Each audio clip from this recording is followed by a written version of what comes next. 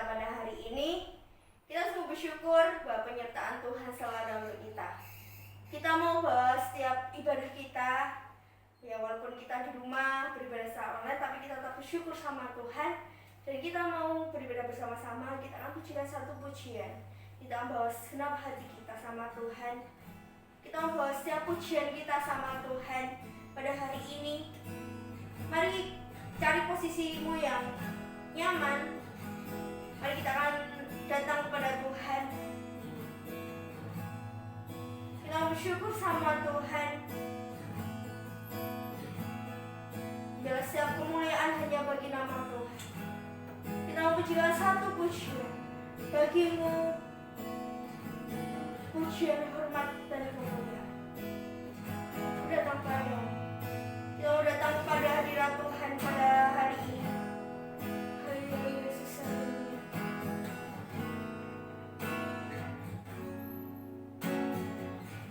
Datang padamu,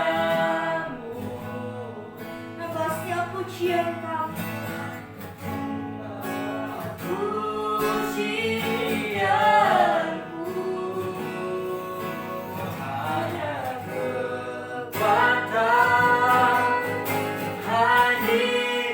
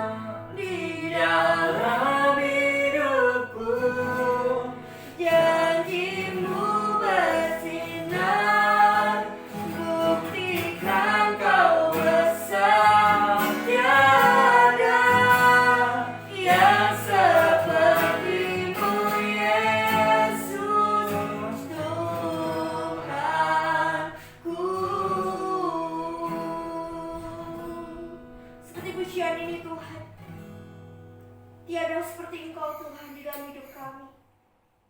Mari Tuhan, kami ingin lebih lagi bersorak-sorai buat Engkau di dalam ibadah Kamu dan remaja pada hari ini Tuhan. Mari Tuhan, undang kami untuk lebih lagi masuk dalam hadirat-Mu.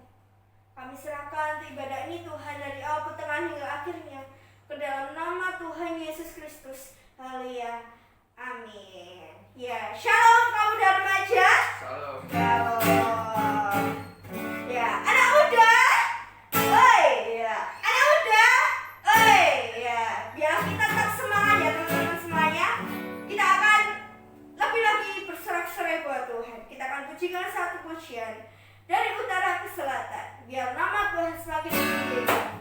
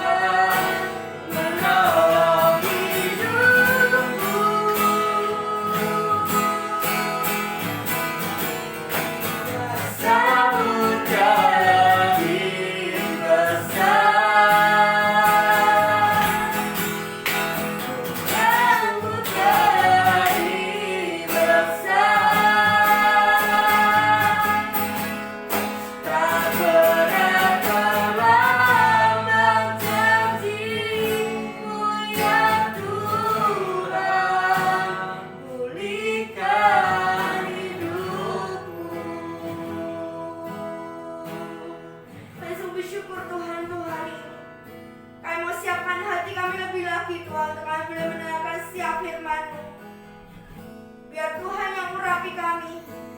Biar Tuhan yang berkati kami. Buka hati kami lebar-lebar Tuhan.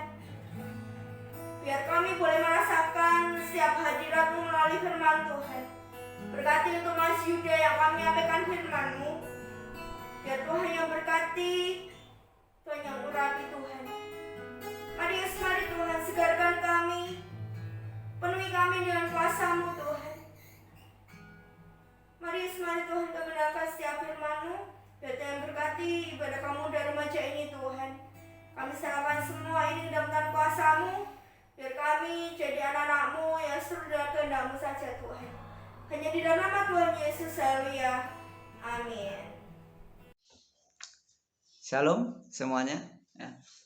Puji nama Tuhan, melalui ibadah online pada saat sore hari ini kita bersyukur walaupun melalui online, tetapi yang Mas sudah percaya bahwa Tuhan selalu hadir di tengah-tengah ibadah kita ya. Tuhan selalu hadir dimanapun kita berada ya. Dan Mas sudah percaya bahwa kita semua dalam lawatan dan perlindungan Tuhan senantiasa. Nah, pada saat sore hari ini Mas Yuda mau menyampaikan firman Tuhan yang berjudul Belajar Online, Aku Serius, Aku Sukses ya. Belajar online, aku serius, aku sukses ya. Nah, apa yang kita rasakan atau apa yang kamu rasakan selama belajar online ya? Selama belajar online ya. Nah, ini ada keadaan-keadaan selama belajar online. Yang pertama, tidak bisa bertanya langsung kepada guru saat pembelajaran ya. Ya pastinya, karena kan ketika kita belajarnya secara offline atau di sekolah, mungkin kita ketika ada pertanyaan atau ada hal yang tidak tahu, kita langsung bisa ajukan pertanyaan kepada guru secara langsung tatap muka. Tetapi melalui melalui pembelajaran online gitu ya, kita tanyanya harus lewat WA, kadang lewat telepon, itu pun kadang tidak terangkat oleh guru gitu ya. Terkadang WA, kadang balasnya lama dan lain sebagainya. Memang itu keadaannya saat ini ya, kita tidak bisa bertanya langsung kepada guru. Nah, lalu keadaan yang lain adalah tidak bisa belajar sambil bermain bersama teman-teman. Pasti ya, kalau di sekolah kita bisa ketika istirahat kita bisa lari, bisa main sama teman-teman, bisa caplek-caplekan gitu ya. Tetapi melalui belajar online pada saat ini ya, kita nggak bisa lagi seperti sebelumnya ya. Itu keadaannya. Lalu selanjutnya tugas banyak ya. Belajar terkesan hanya mengerjakan tugas. Kenapa? Karena ketika guru memberikan materi plus ditambahi tugasnya, begitu ya biasanya ya.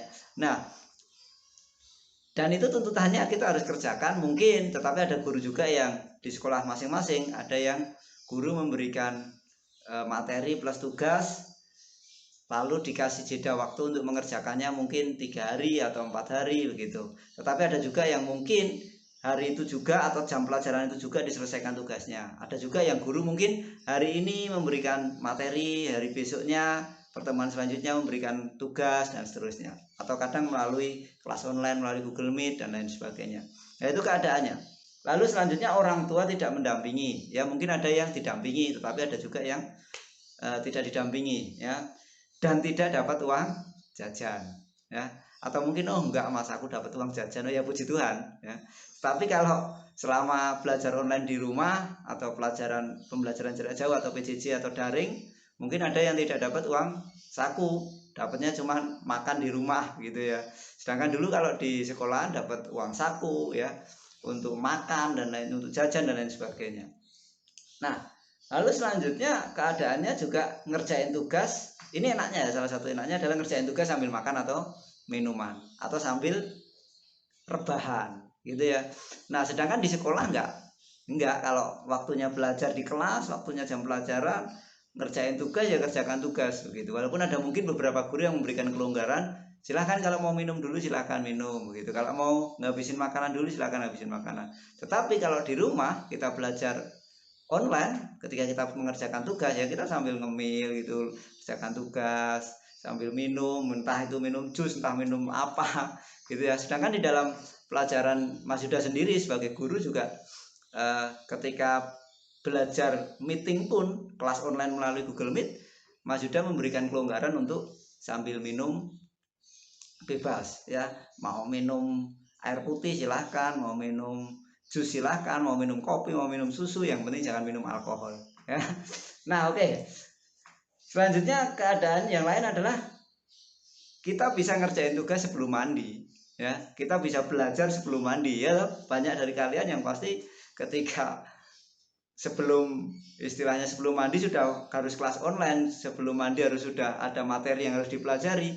Kadang-kadang kita nggak sempat mandi, belajar dulu ya. Sedangkan dulu ketika kita belajar langsung ke sekolah ya, kita mau datang ke sekolah kan pasti mandi dulu. Nggak mungkin kita datang ke sekolah nggak mandi, idealnya sih ya. Tapi nggak tahu apakah mungkin bangunnya kesiangan, yang penting cuci muka, gosok gigi lalu berangkat gitu ya. Nah tetapi keadaannya sekarang seperti itu. Lalu keadaan yang lain tidak belajar saat malam hari. Kenapa? Karena kebanyakan, wah aku tadi sudah belajar di rumah dari pagi sampai siang, malamnya main game, malamnya mungkin nonton TV, nonton Andin misalkan atau apa gitu. Nah kebanyakan dari kita saat ini adalah seperti itu. Ketika pagi sudah ngerjakan tugas, sudah belajar materi, sudah belajar lewat YouTube, belajar lewat PowerPoint, belajar lewat kelas online Google Meet, sorenya kadang-kadang kita atau malamnya kadang-kadang kita tidak belajar atau tidak mengerjakan tugas ya. Itu salah satu istilahnya keadaan yang memang harus kita akui bahwa saat ini terjadi begitu. Nah pertanyaannya adalah, apakah jika belajar di sekolah pasti kita lebih pintar? Apakah jika kita belajarnya di sekolah atau tidak daring, apakah kita pasti lebih sukses? Nggak ada jaminan 100%. Faktanya ketika kalian belajar di sekolah, banyak kan waktu untuk belajar di sekolah kalian gunakan untuk yang lain.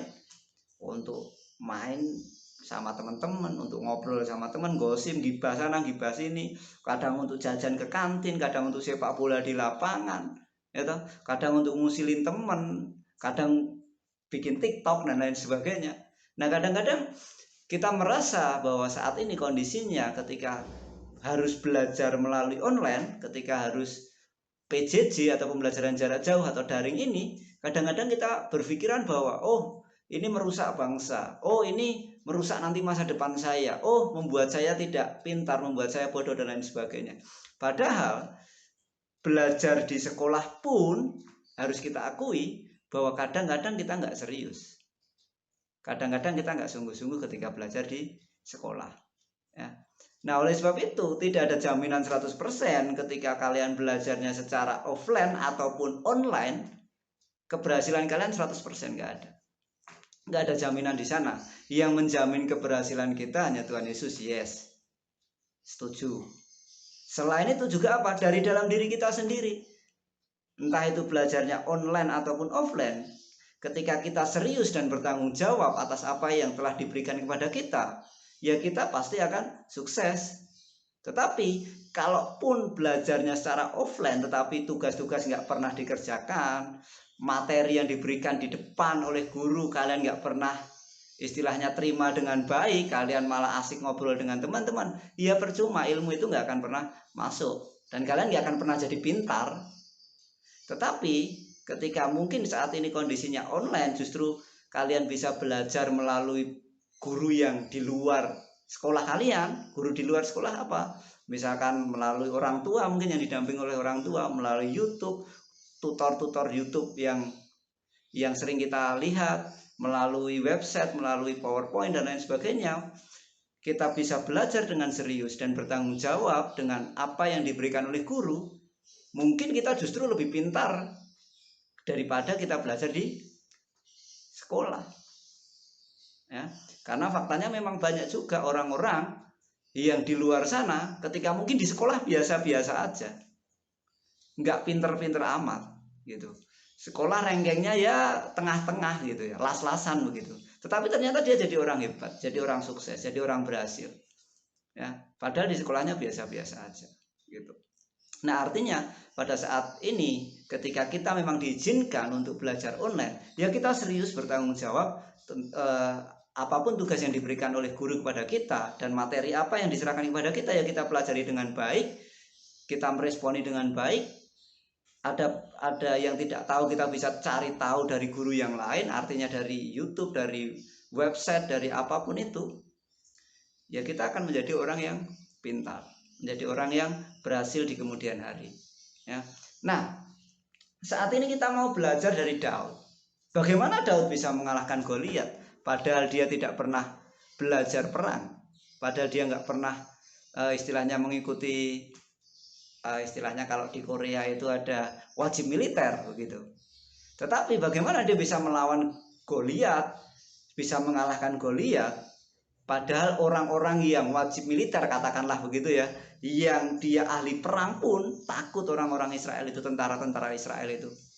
Sedangkan Daud yang nggak pernah mengecam pendidikan perang, yang tidak pernah mengecam pendidikan bagaimana di medan pertempuran, dia bisa menang melawan Goliat. Apa yang terjadi pada waktu itu? Apa yang dapat kita pelajari dari situ?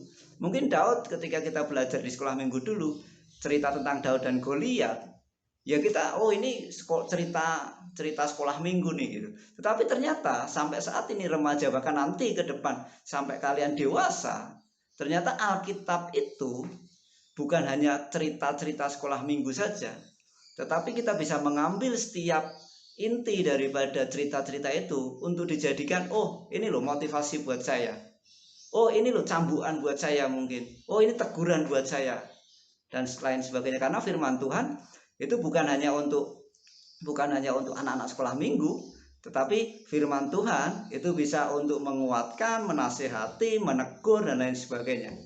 Jadi bagaimana Daud bisa mengalahkan Goliat? Yang pertama adalah bahwa dia bertanggung jawab. 1 Samuel 17 ayat yang ke-15 dikatakan, tetapi Daud selalu pulang daripada Saul untuk mengembalakan domba ayahnya di Bethlehem. Jadi tugas tanggung jawab dia sebagai gembala, ya, sebagai orang yang mengembalakan domba ayahnya pada waktu itu, ya dia kerjakan dengan sebaik-baiknya. Ya. Jadi tanggung jawab Daud dikerjakan dengan baik. Nah, jadi apa yang dapat kita pelajari? Kerjakan tanggung jawab kita dan jangan menyalahkan keadaan. Ya memang keadaannya seperti ini, nggak usah disalah-salahkan. Ya. Seringkali kan kita begitu. Jadi yang terjadi kehidupan kita, bahwa seringkali kita menganggap bahwa semua masalah yang terjadi dalam diri kita itu adalah asalnya dari luar diri kita. Padahal ini ya, 99% masalah diawali dari diri kita sendiri, dan 1%-nya adalah dari diri kita sendiri yang kita anggap dari orang lain. Artinya apa? Bahwa sepenuhnya sebetulnya masalah kita itu dari diri kita sendiri. Misalkan, wah ini gurunya terlalu banyak tugasnya sampai numpuk-numpuk. Kenapa kita tidak kerjakan satu persatu sesuai dengan kapasitas kita, sesuai dengan kemampuan kita? Toh sekarang banyak sekali sumber informasi, sumber belajar yang bisa kita dapatkan. Ketika kita kerjakan, ya kita nggak akan pernah terjadi penumpukan tugas gitu.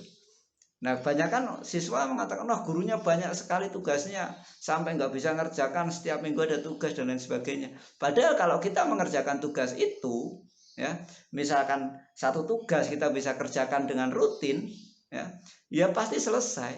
Tetapi karena kita menunda tugas yang harusnya bisa kita kerjakan 15 menit, tetapi tidak kita kerjakan selama 1 semester. Karena apa? Kebiasaan menunda. Nah, jadi kerjakan tanggung jawab kita. Jangan pernah menyalahkan keadaan. Amsal 6, ya, kita buka. Amsal 6 ayat yang ke-6 sampai ayat yang ke-8. Di situ dikatakan, hai pemalas, pergilah kepada semut, perhatikanlah lakunya dan jadilah bijak. Biarpun tidak ada pemimpinnya, pengaturnya atau penguasanya, ia menyediakan rotinya di musim panas dan mengumpulkan makanannya pada waktu panen. Ya, kita sebagai manusia suruh belajar sama semut. Ya. Kenapa? Karena memang kadang-kadang kita sebagai manusia tidak serajin semut. Semut tidak diawasi, dia tetap melakukan apa yang menjadi tanggung jawabnya. Nah kita seringkali mungkin saat belajar online ini ketika nggak diawasi oleh guru, nggak diawasi oleh orang tua, kadang-kadang kita melalaikan tugas tanggung jawab kita sebagai siswa. Kita harus belajar dari semut. Ada yang ngawasi ataupun tidak ada yang ngawasi, belajarlah dengan baik. Ada yang memantau, atau tidak ada yang memantau, tetap lakukan tugasmu dengan baik. Kerjakan setiap tugas-tugas dengan baik. Maka kita akan menjadi orang yang bertanggung jawab dan kita akan berhasil di kemudian hari. Lukas 16 ayat 10-11 kita buka. Lukas 16 ya. Ayat yang ke-10 sampai ayat yang ke-11 ya. Lukas 16 ayat yang ke-10 sampai ayat yang ke-11. Barang siapa setia dalam perkara-perkara kecil, ia setia juga dalam perkara-perkara besar, dan barang siapa tidak benar dalam perkara-perkara kecil, ia tidak benar juga dalam perkara-perkara besar. Jadi, jikalau kamu tidak setia dalam hal mamon yang tidak jujur, siapakah yang akan mempercayakan kepadamu harta yang sesungguhnya? Jadi kalau kita setia nih, tugas-tugas kita yang kecil-kecil itu kita kerjakan dengan baik, someday kita akan diberikan tugas tanggung jawab yang lebih besar. Satu contoh yang lain misalkan masalah pengelolaan uang saku misalkan, kalau yang masih dikasih uang saku ya. Misalkan kita dikasih uang saku 3.000, 5.000, misalkan uang jajan 3.000 atau 5.000, kita kelola dengan baik, someday kita akan diberikan yang lebih besar. Ya, dipercayakan hal yang lebih besar. Jadi setia dulu terhadap perkara-perkara yang kecil ya. Daud contohnya. Selanjutnya yang kedua, Daud tidak khawatir atau tidak takut. 1 Samuel tadi. 1 Samuel 17 ayat 32, 34 sampai 35. Kita baca ya. 1 Samuel 17, 32, 34 dan 35. Berkatalah Daud kepada Saul, janganlah seorang menjadi tawar hati karena dia. Hambamu ini akan pergi melawan orang Filistin itu. Lalu ayat yang ke-34. Tetapi Daud berkata kepada Saul, hambamu ini biasa mengembalakan kambing domba ayahnya. Apabila datang singa atau beruang yang menerkam seekor domba dari kawannya, maka aku mengejarnya, menghajarnya, dan melepaskan domba-domba itu dari mulutnya. Kemudian apabila ia berdiri menyerang aku, maka aku menangkap janggutnya, lalu menghajarnya dan membunuhnya. Daud sama sekali istilahnya tidak ada rasa was-was, tidak ada rasa takut, tidak ada rasa khawatir ketika mau berhadapan dengan Goliat. Nah kita nih kadang-kadang atau bahkan sering merasa khawatir tentang masa depan kita. Bahkan bukan masa depan deh, saat ini aja seringkali kita khawatir kok dengan kehidupan kita ya. Ketika kondisi belajar online seperti ini, kita makanya tadi di awal Mas Yuda juga bilang bahwa kadang-kadang kita khawatir kalau belajar online terus seperti ini saya akan bodoh. Kalau belajar online terus seperti ini masa depanku nanti akan rusak dan lain sebagainya. Padahal masa depan kita sudah ada di tangan Tuhan. Ada hafalan PPA itu ya. Dikatakan karena masa depan sungguh ada dan harapanmu tidak akan hilang. Firman Tuhan jelas mengatakan masa depanmu itu di tangan Tuhan. Sudah, nggak usah khawatir selama kita mengandalkan Tuhan dan kita melakukan setiap tanggung jawab kita. Ya, nggak usah khawatir.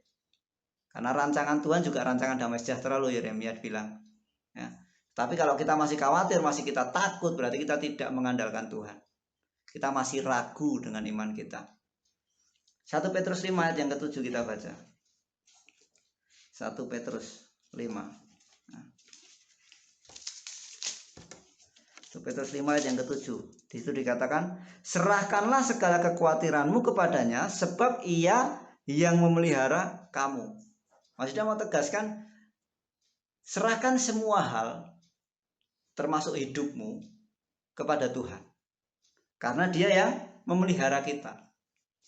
Memelihara bukan hanya sebatas makan dan minum. Memelihara bukan sebatas istilahnya kaya dan miskin, enggak. Memelihara berarti sepenuhnya kehidupan kita. Perjalanan kita dari kita lahir ceprot sampai kita nanti kembali kepada Bapa. Nah, jadi serahkan semua perkara kita kepada Tuhan, hidup kita kepada Tuhan. Tuhan yang akan menjamin pemeliharaannya. Jadi nggak perlu khawatir, nggak perlu takut. Kalau burung di udara saja dipelihara, bunga bakung dibuat indah seperti itu, kata Matius ya, kita nggak perlu khawatir. Karena kita jauh lebih daripada mereka. Ingat bahwa manusia diciptakan adalah ciptaan yang paling sempurna. Ya. Kalau ciptaan yang lain dipelihara, apalagi kita sebagai manusia, segambar dan serupa dengan Allah. Jadi jangan pernah khawatir. Ya. Kondisi saat ini online, belajar online, ibadah online dan lain sebagainya, nggak usah khawatir. Ya. Tuhan yang memelihara. Kalau kita belajar, Tuhan yang akan memberikan hikmat. Ingat Amsal 1 ayat yang ke-7, takut akan Tuhan adalah permulaan pengetahuan. Tapi orang bodoh menghina hikmat dan didikan. Jadi nggak perlu khawatir, selama kita takut akan Tuhan, hidup kita berkenan di hadapan Tuhan, kita menuruti apa yang Tuhan mau, Tuhan akan berikan hikmat kepada kita. Itu yang kedua, jangan khawatir. Lalu yang ketiga, Daud mengandalkan Tuhan. 1 Samuel tadi, kita kembali. 1 Samuel 17 ayat yang ke-37 dan 45. Di situ dikatakan, pula kata Daud, Tuhan yang telah melepaskan aku dari cakar singa dan dari cakar beruang, Dia juga akan melepaskan aku dari tangan orang Filistin ini. Kata Saul kepada Daud, pergilah, Tuhan menyertai engkau. Lalu ayat yang ke-45 dikatakan, tetapi Daud berkata kepada orang Filistin itu, engkau mendatangi aku dengan pedang dan tombak dan lembing, tetapi aku mendatangi engkau dengan apa? Nama Tuhan semesta alam, Allah segala barisan Israel yang kau tantang itu. Daud datang dalam nama Tuhan. Daud datang dengan penuh iman kepada Tuhan. Dia percaya dan dia mengandalkan Tuhan bahwa Tuhan akan menolong. Dan Tuhan tidak pernah mempermalukan orang-orang yang percaya kepadanya. Tuhan tidak pernah mempermalukan orang-orang yang mengandalkan Tuhan dalam hidupnya. Ya. Seberapa sering kita mengandalkan Tuhan dalam hidup kita? Pertanyaannya. Setiap waktukah? Atau kadang-kadang? Atau bahkan kita seringkali mengandalkan diri kita sendiri, kita mengandalkan hikmat kita sendiri, kita mengandalkan kepandaian kita sendiri, kita mengandalkan kemampuan kita sendiri, sehingga kita merasa bahwa semua keberhasilan kita adalah dari diri kita, bukan dari Tuhan. Tetapi ketika kita gagal, kita menyalahkan Tuhan.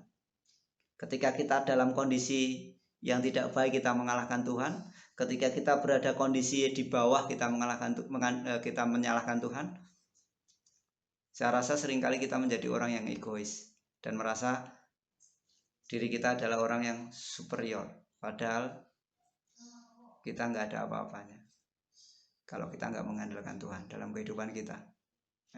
Daud mau melawan orang Filistin, mau melawan Goliat, dia tahu dia tidak mampu, tetapi karena dia percaya dan dia mau mengandalkan Tuhan dan dia percaya bahwa Tuhan akan menolong, maka dia berani dan dia dibuat berhasil oleh Tuhan mengalahkan Goliat.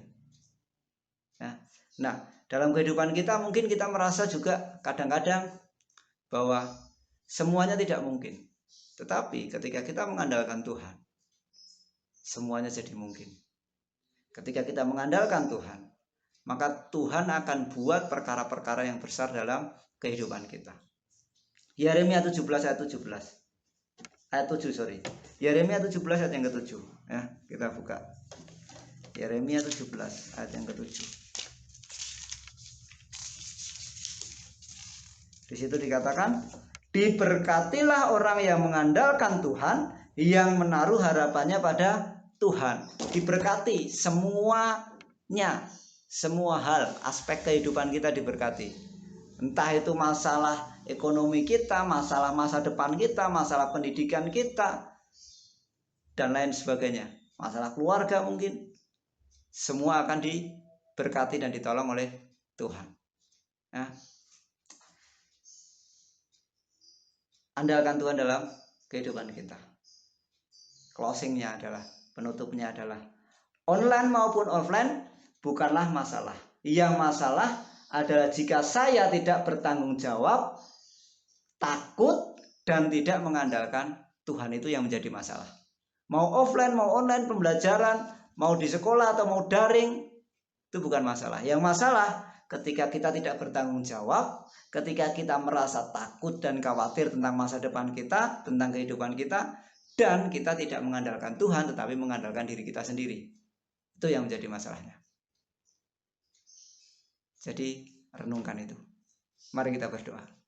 Tuhan Yesus, kami mengucap syukur untuk firman Tuhan yang telah Kau berikan kepada kami, dan bila ini boleh menjadi kekuatan dan boleh menegur setiap kami, untuk kami boleh bertanggung jawab atas apa yang telah Kau berikan kepada kami, dan kami tidak khawatir serta kami mengandalkan Tuhan dalam kehidupan kami.